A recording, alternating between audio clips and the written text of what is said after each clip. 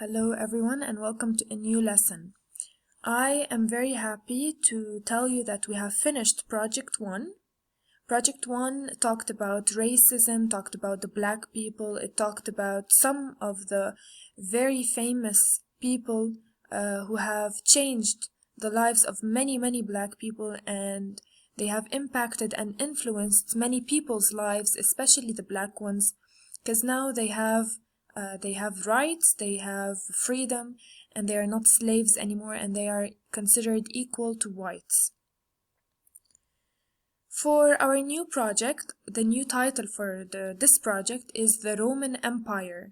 We will talk about the Romans, how did they live, what did they eat, what did they do, some of the characteristics of their civilizations. And I don't know if you know, but the Romans were very powerful people. They had many soldiers, and they basically conquered many kingdoms and many lands, and one of those lands was Lebanon. Do you know where this place is? If you look at this picture, I think you all recognize this place. It is Baalbek. It is found here in Lebanon. Do you know the history of Baalbek? Do you know who made Baalbek? How did they make it? Why did they make it? Why is it still important up until today? We will study Baalbek, but not today. For today, I want to show you a very small video of Baalbek. If not in Rome, where would the world's biggest Roman temple be?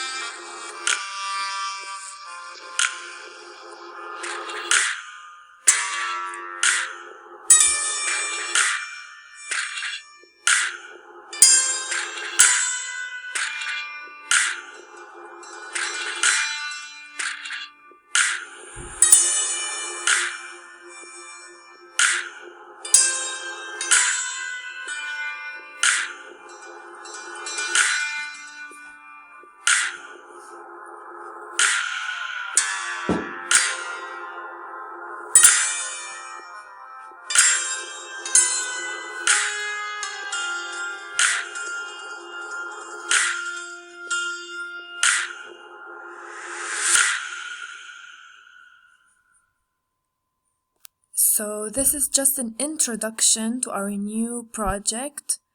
Your homework will be to read about Baalbek. I want you to read, I want you to watch videos. You don't have to send me anything. I just want you to read about Baalbek and to watch some videos for you to know and to do your research about Baalbek. How was it built, and for which god it was built. So please do that. And also I want you to try to draw Baalbek. Okay, so you have two homework assignments: research about Baalbek and draw Baalbek. So as I said, in this presentation we will be studying the Roman Empire. Who were the Romans? How did they dress? What did they eat? What did they believe in? How did they build things? Where did they travel? Okay, I will not start with the explanation of the Roman Empire just yet. For today, I just want you, number 1, to do your research about Baalbek. Number 2, to draw Baalbek. Okay, and yes, I do put grades for a drawing. I want my classes to be fun, okay? So, for the first lesson, I want to start with some grammar rules. Some of them are a revision to some of you, but I still see in your writings, I still see that some of you are still struggling with capitalization rules. When do we capitalize? What are the rules for capitalization? Let's watch this video together. Now that you have learned the format for academic paragraphs, let's take a look at when and why words are capitalized. Capitalization is when you make the first letter in the word big. The first reason a word is capitalized is when it is the first letter in the sentence, like these words. So this is rule number one. When you start a sentence, you start it with a capital letter. All proper nouns are capitalized. Proper nouns encompass many different types of words. Here are some examples. Names of people and their titles. So what are proper nouns? We have many proper nouns. The first one is names of people. Of course, you cannot write a name with a small letter. Okay, and even if a name starts with doctor or miss, it has to start with a capital letter.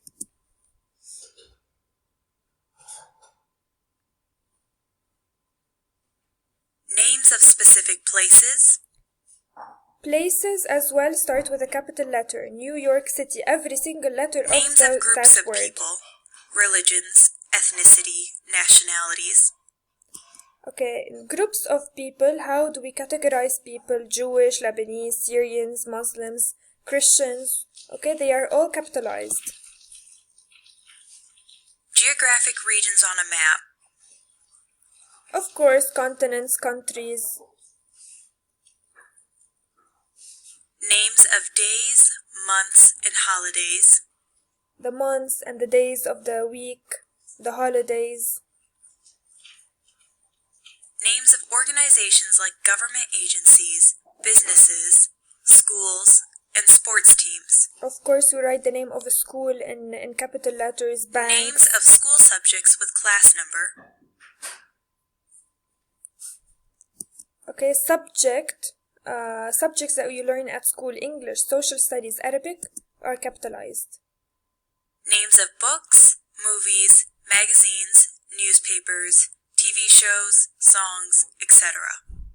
Anything that has a title, like a book or a song or a movie. Of course, there are other instances when words must be capitalized, but here we just wanted to introduce you to the main concept. Now let's take a look at another sample paragraph. Okay, let's practice together. Another sample paragraph. Can you identify which words need to be capitalized? What words need to be capitalized in this paragraph?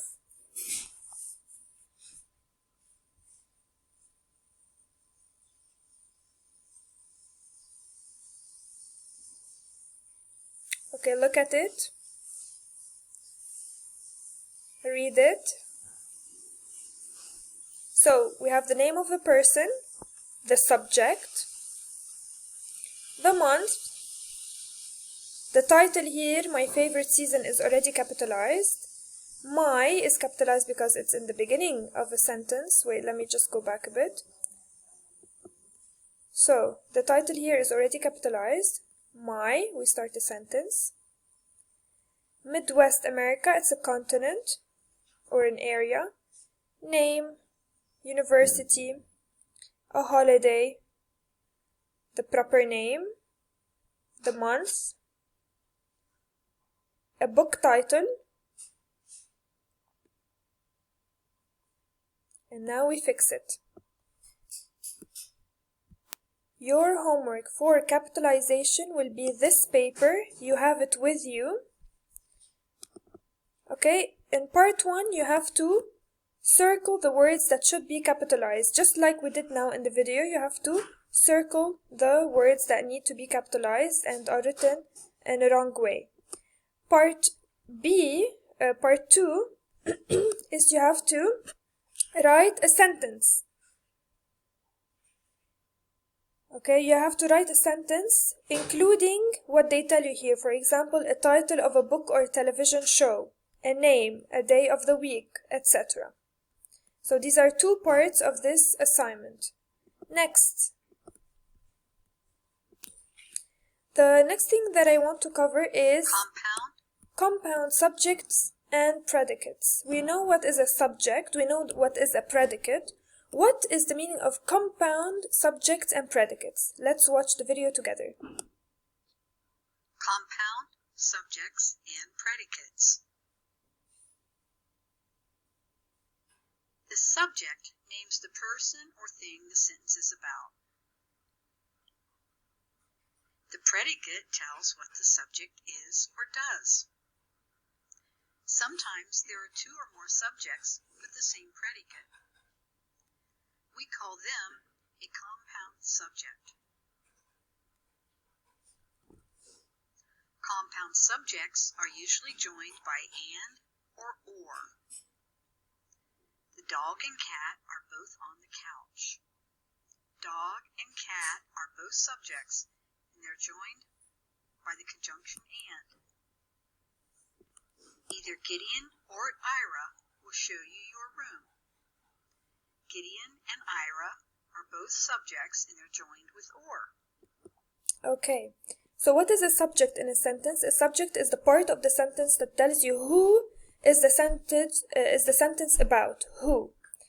The predicate is what is that person or thing doing. It's the action of the sentence. Sometimes we have more than one subject and sometimes we have more than one predicate. For now, we are going to study a compound subject, which means two subjects. And they are joined by and, or. Just like this example. Sometimes there are two or more predicates with the same subject. We call them a compound predicate. The simple predicates in the compound predicate are usually joined by and, but, or. Mateo complains about exercising, but does it anyway.